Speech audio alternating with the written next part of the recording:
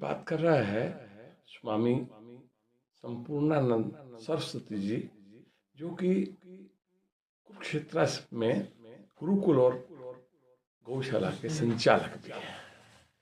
और उन्हीं से हम जानते हैं एक बहुत बड़ा महायज्ञ करवाने का उनका एक योजना है, जो पिछले साल भी हुआ था और इस साल भी वो करवाने की तैयारी कर रहे हैं। उसी के बारे में हम ये डिटेल जानकारी देंगे और भी जो भी इनकी धार्मिक कार्यक्रम है उनके बारे में बताएंगे। जी सर।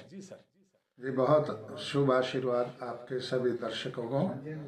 कुरुक्षेत्र की जो भूमि है वो संसार भर की भूमियों में इसलिए पवित्र है कि उस भूमि के ऊपर सारे संसार का आध्यात्मिक रूप से मार्गदर्शन करने वाला योगेश्वर कृष्ण जी महाराज का गीतोपदेश का भी जन्म वहीं पे हुआ। संसार भर का कोई कार्य कहीं होता है, कोई स्थान किसी कार्य के कारण प्रसिद्ध है, कोई स्थान किसी व्यक्ति के कारण प्रसिद्ध है, कोई पहाड़ के कारण, कोई पत्थर के कारण, कोई किसी पशु या पक्षी के कारण कोई स्थान प्रसिद्ध है, कहीं समुद्र का, कहीं रेगिस्तान का। पर कुरुक्षेत्र किसके लिए प्रसिद्ध है? दुनिया में ये अकेला ऐसा नाम है जो युद्ध हुआ आज से 5000 वर्ष पहले, 5200 वर्ष पहले, महाभारत का युद्ध, और उस युद्ध ने गीता ज्ञान को जन्म दिया, उसके लिए प्रसिद्ध है। 5000 वर्षों के पश्चात पहली बार 2023 में वहाँ चारों वेदों का महायज्ञ हुआ, और अब की बार भी 1 फरवरी से लेकर के 2025 में 1 फरवरी से लेकर के 12 फरवरी तक चारों वेदों का महायज्ञ होगा। सूर्योदय की इसकी विशेषता क्या है? महायज्ञ तो दुनिया में बहुत जगह होते हैं जी। इसकी विशेषता है कि सूर्योदय की पहली किरण से वेद मंत्रों का पाठ प्रारंभ होकर हवन प्रारंभ हो जाएगा और कंटिन्यू सूर्यास्त की अंतिम किरण तक चलेगा। इसी बीच में विद्वान, तपस्वी, महात्मा, ऋषि मुनि और उच्च कोटि के जो आध्यात्मिक और धार्मिक जीवन जीने वाले लोग हैं, उनके प्रवचन भी होंगे, मार्गदर्शन होगा, और सुबह सुबह योग की कक्षाएं होंगी। और सबसे विशेष बात यह है, गुरुकुल की जो बालिकाएं जिनको कभी अज्ञान के कारण और पाखंड अंधविश्वास में फंस करके इस बात के लिए नकार दिया था उनके एक अधिकार को कि माताएं, जो महिलाएं हैं, जो स्त्रियां हैं, वो वेद नहीं पढ़ सकती। कुछ ऐसे ही थोड़े बहुत अनपढ़ लोगों के रूप में ऐसे लोग क्लेम करने लगे थे बीच में।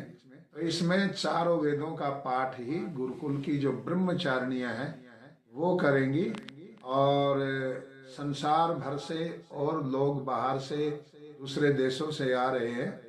और इसके ऊपर विशेष करके 12 गोष्ठियों का आयोजन किया जाएगा, अलग अलग विषयों पर। मानवीय जितनी भी समस्याएं हैं, उन मानवीय समस्याओं का समाधान हमारे इस आर्यवर्त अर्थात भारतवर्ष के हिमालय की गुफाओं में बैठे हुए योगियों ने ही उसका समाधान निकाला है।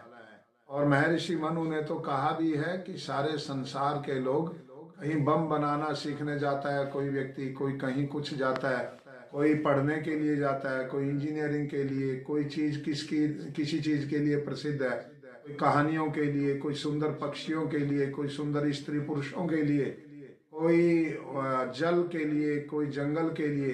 तो भारत किसके लिए प्रसिद्ध है? भारत प्रसिद्ध है इसके आध्यात्मिक ज्ञान की परंपरा के लिए।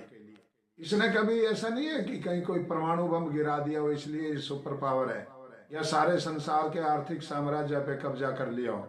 इसने संसार के आध्यात्मिक साम्राज्य पे सदा अपना शासन किया। इसलिए 5200 वर्ष पहले भी जब हस्तिनापुर के अंदर चक्रवर्ती सम्राट बैठते थे, तो सारे संसार के लोग आकर के और उनको भेंट उपहार दे करके उनकी आध्यात्मिक अधीनता स्वीकार करते थे। फिजिकली कभी भी अनस्लेव नहीं किया किसी ने, किसी को भी भारत ने भौतिक रूप से कभी किसी को गुलाम नहीं बनाया, हमेशा आध्यात्मिक प्रभाव के नीचे रखा है।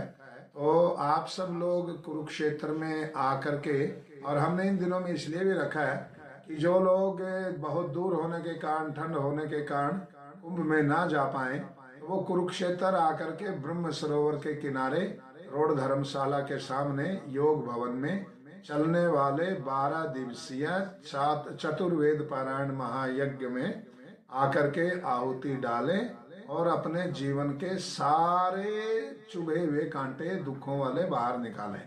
बहुत शुभ आशीर्वाद। धन्यवाद।